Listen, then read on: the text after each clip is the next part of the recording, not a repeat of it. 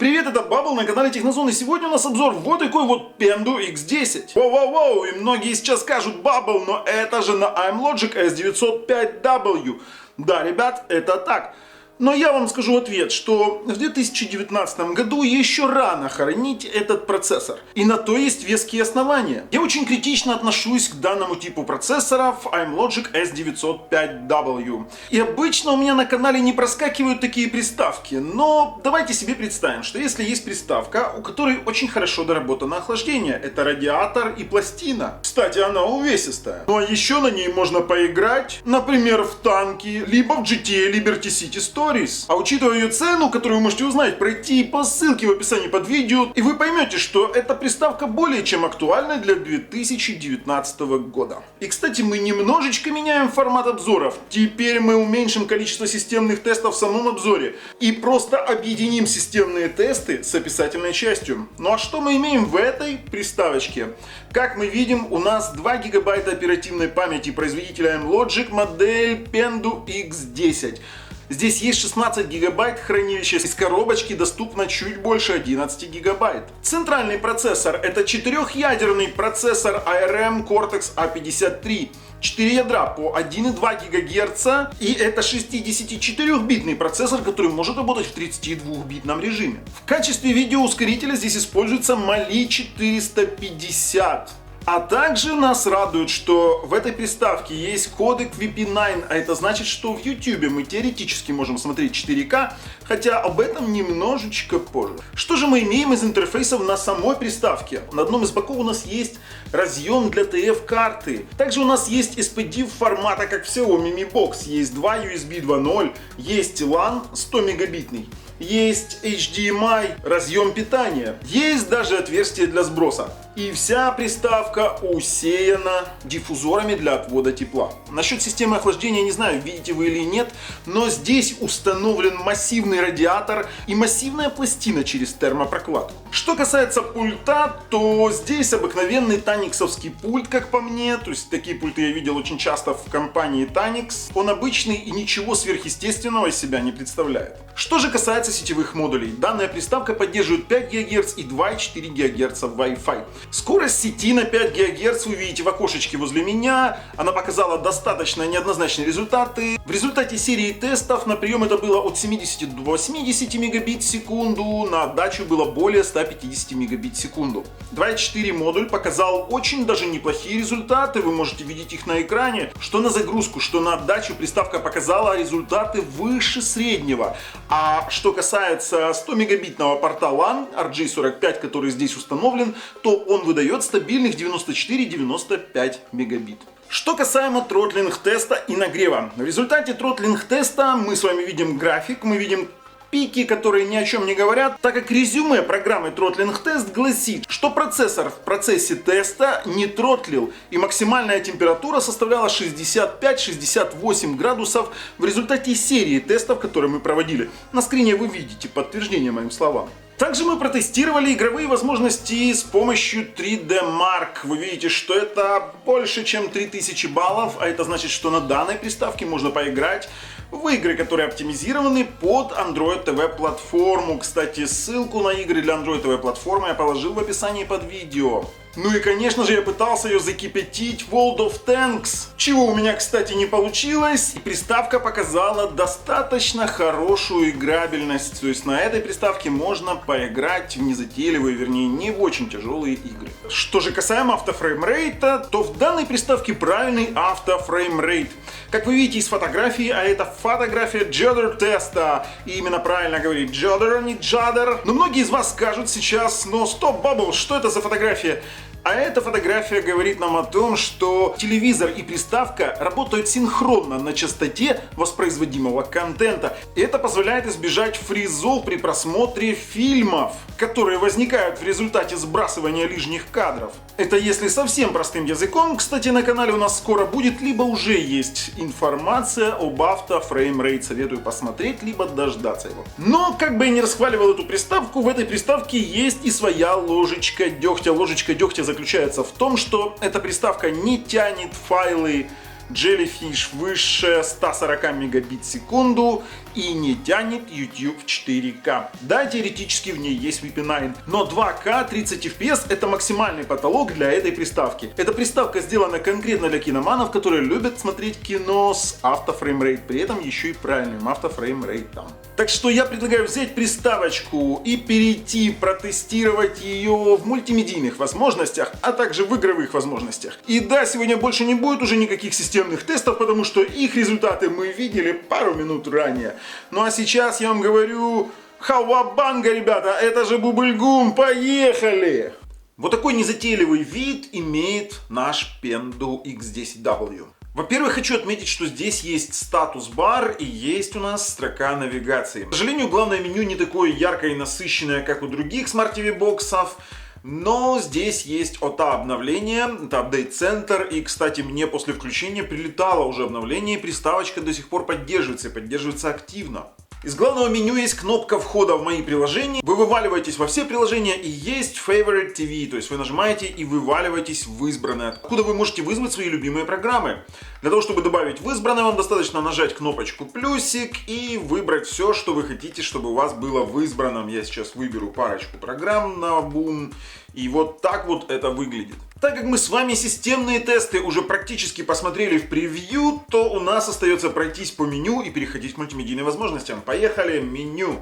Settings, вернее меню настроек. Settings, сеть. У нас есть с вами Wi-Fi 2.4, Wi-Fi 5 ГГц. И есть у нас 100 мегабитный LAN-порт. HDMI CIC. HDMI CIC работает, но могу сказать, что при включении Auto Change Language в паре с моим телевизором LG она выключалась и включалась только после того, как я выключал HDMI CIC в LG. Если не включать Auto Change Language, это автоматические смену языка, то CIC работает вполне корректно. Он включается и выключается, и включает и выключает телевизор. Раздел звук. Все абсолютно стандартно. Есть шкала DTS, есть управление Dolby Sound, есть объемный звук, куда выводить. В принципе, здесь абсолютно не на что нам отвлекаться. Экран. Приставочка поддерживает от 480p 60 Гц до 4К 2К 30 Гц. Есть профили управления цветности, приставочка поддерживает HDR. Есть Screen Position, в принципе есть ротация экрана, есть включение-выключение статус-бара, навигационного бара и есть стандартные настройки управления HDR. Playback Settings. Вот это вот самая интересная опция, которая здесь есть, это Auto Frame Rate.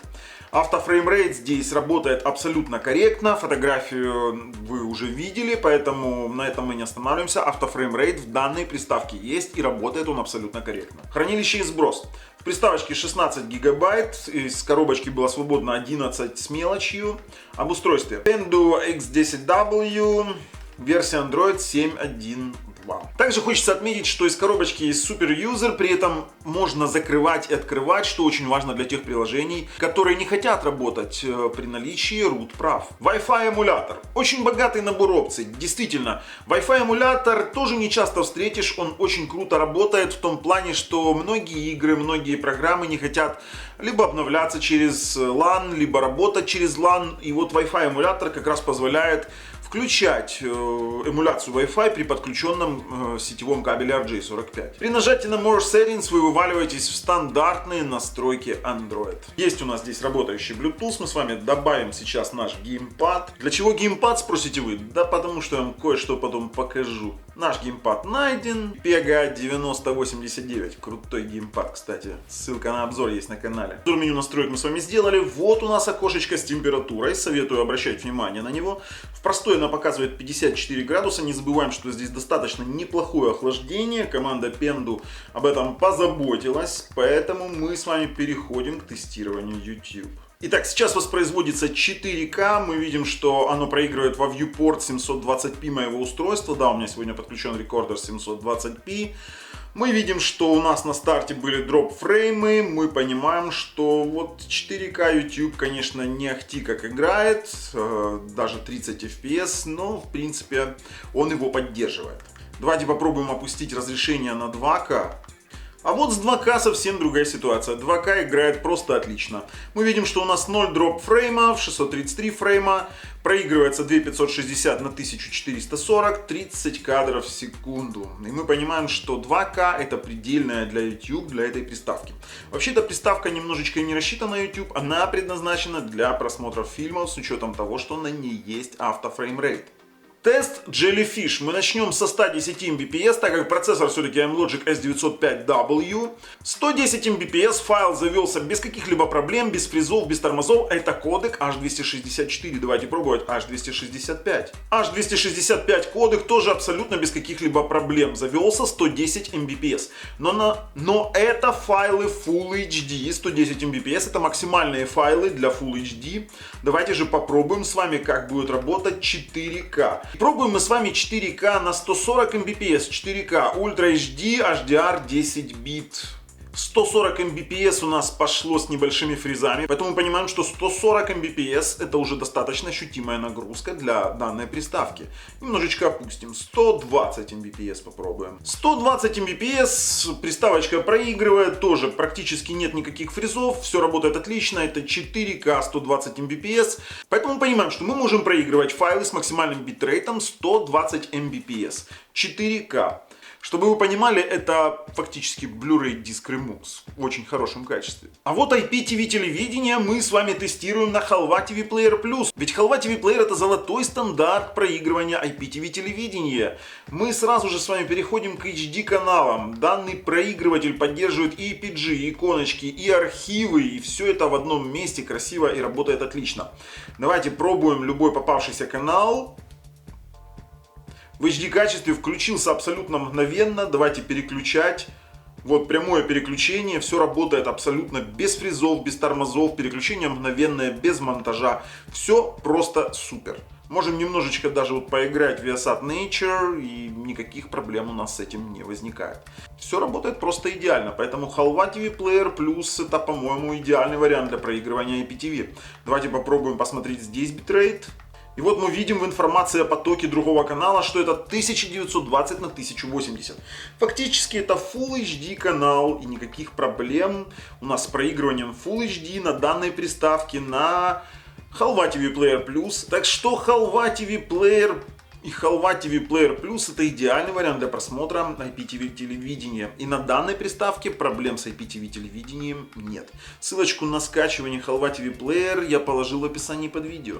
Что ж, теперь мы с вами перейдем к онлайн-кинотеатрам для того, чтобы посмотреть, как работает онлайн-фильмы 4К и торрент-фильмы. Давайте пробовать скорее.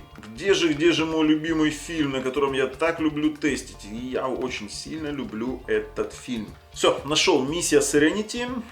Выбираем «Смотреть». MP4 4K Ultra HD. Идет открытие потока. И наш фильм заработал. Давайте же выведем информацию о потоке. Это 23, 24 до 30, вот 23-24 кадра, да, 23-24 кадра, к тому же здесь есть автофреймрейт. Средние кадры сейчас выровняются из-за нулевых дроповых. Пока проходила пребуферизация фильма, были нулевые дроповые фреймы, поэтому сейчас они тоже станут 23-24 средние. Вот мы ориентируемся на FPS на текущий, 23-24 кадра. Это отлично работает, ничего не протормаживает, не виснет, все работает просто идеально. У нас средние сейчас приближаются 23-23. 23-34, они постепенно приближаются к 23-97, и все там будет просто зашибись.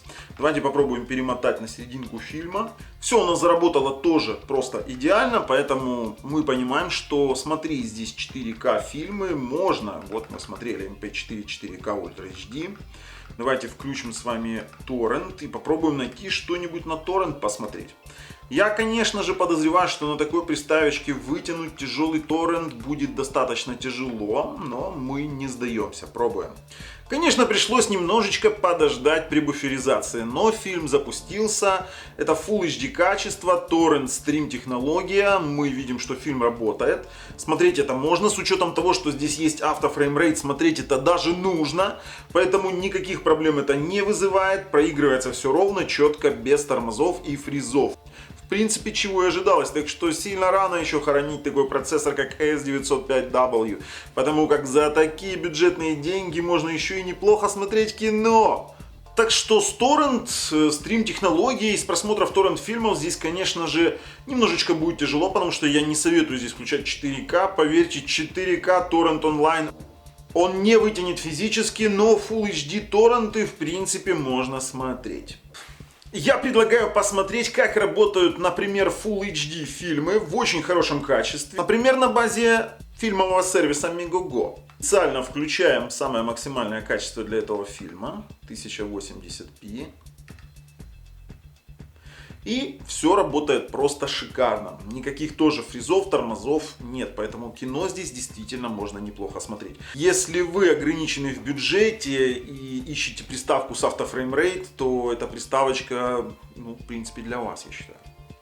Вы знаете, когда я увидел результаты теста 3D Mark, я был немножко удивлен. Я думал, что здесь будет баллов намного меньше, чем оно показало в реальности. К тому же меня заинтересовал Asphalt 8, который был предустановлен на этой приставке, но я решил это проверить на немножечко других играх, поэтому поехали. GTA Liberty City Stories.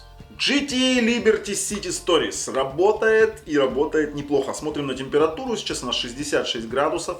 Я понимаю, что я смогу эту приставочку закипятить, наверное, ну, градусов до 75. Воу. Да, на этой приставочке можно также немножечко поиграть. В принципе, здесь пойдут такие игры, как GTA Liberty City Stories, Real Racing 3. Это те игры, которые оптимизированы под Android TV платформу. В принципе, у меня в обзоре на IPEGA 9089, вернее, под обзором в описании под видео есть ссылочка под Android TV игры, которые оптимизированы конкретно под геймпады. И, блин, я сейчас разобьюсь. И, в принципе, на этом можно действительно играть. Мы смотрим на температуру не выше 70 градусов. Все работает, ребят. Все просто работает. Я не говорю, что на этом можно играть в какие-то супер тяжелые игры, но мы с вами и дальше сейчас потестируем. Ведь, как вы видите, ой, надо прекращать, а то залипаю уже, поэтому... И еще одна из моих любимых игр — это Riptide GP. И тоже отлично работает. Дали всем фору, потому что прогнали на старте, но это не столь суть важно. Ой, блин, я промазал, как всегда, не влетел. Супер игра. На самом деле тоже работает отлично. Смотрим на температуру, это 74 градуса. Такая игра, по идее, у меня кипятила и не такие приставочки, но это приставка с таким охлаждением. Мы уже кого-то догоняем, даже кого-то обогнали. Я никогда не думал, что на S905W можно даже во что-то более-менее неплохое поиграть. Ну, как вы видите, результат налицо. При этом еще и без сильного нагрева, потому что редко, когда встретишь приставки, у которых сделано действительно нормальное охлаждение, еще и есть автофреймрейт, это не может не радовать. Ай-яй-яй, все. Я разбился, отвлекся на камеру и уже, в принципе, нет смысла кого-то догонять, поэтому поехали тестировать дальше. Driftmania Street Outlaws. Блин, прикольная игрушка на самом деле. Очень интересно подрифтовать, поиграть. Люблю я такое на самом деле. Блин, люблю я такое, но дрифтовать у меня иногда не сильно-то и получается. Такой себе дрифтун-любитель. Но работает это тоже действительно круто. И самое интересное, что нагрев здесь показывает тоже не более 72. Я думаю, что это будет максимум 75 после достаточно продолжительного периода игры. Конечно же, многие сейчас скажут, Bubble сам себя не похвалит, никто не узнает, а мы никому и не скажем. Вот так вот. Абсолютно хорошая отзывчивость от геймпада, и никаких проблем в этой игре я не наблюдаю. Но мы должны с вами обязательно попробовать ее закипятить в World of Tanks. Да, мы на S905W будем пробовать World of Tanks, поэтому поехали дальше. И вот он настоящий хардкор для Smart TV бокса. Сейчас мы с вами выберем танчик, какую-нибудь ВКшечку, на которой можно побыстрее побегать. Давайте же с вами отрегулируем настроечки, графики. Это будут для начала низкие настройки. Итак, на низких у нас сейчас показывает FPS 41-42, температура 75 градусов. Я думаю, что мы сможем ее закипятить, по крайней мере на это надеюсь. 75 градусов. Поиграем немножечко подольше. 45 FPS. В принципе, это играбельно. Это неплохо играбельно. То есть сказать, что на этом в танке играть нельзя, я не скажу. Достаточно отзывчиво работает геймпад. Так, где там у нас кто вылазит? Давай, давай, давай. Шибанем его куда? На тебе. Блин, меня слили. Как так-то? Вы же все видели. Все было честно. Ну, блин, ну елки-палки. FPS допустимый. Нагрев 78 градусов. Если вы боитесь, что она не будет играть, она будет играть. И греться она сильно не будет. Все-таки охлаждение у нас сделано на славу. Поэтому я вам скажу, S905W процессор еще, в принципе, можно считать актуальным для начала 2019 года. Я предлагаю пройти, прорезюмировать данную приставку и решить, можем ли мы ее рассматривать для покупки или нет. Ну что ж, интересная приставка, на самом-то деле интересная. На ней можно поиграть, на ней можно посмотреть кино с нативным автофреймрейтом, на ней можно хорошо смотреть IPTV. К сожалению, она не поддерживает YouTube 4К. К сожалению, она не поддерживает 60 FPS YouTube. Но все-таки хорошее охлаждение, плюс автофреймрейт, плюс то, что в ней можно поиграть, плюс наличие 5 ГГц модуля позволяют нам не сказать следующую фразу: да ну ее в пинду, эту пинду.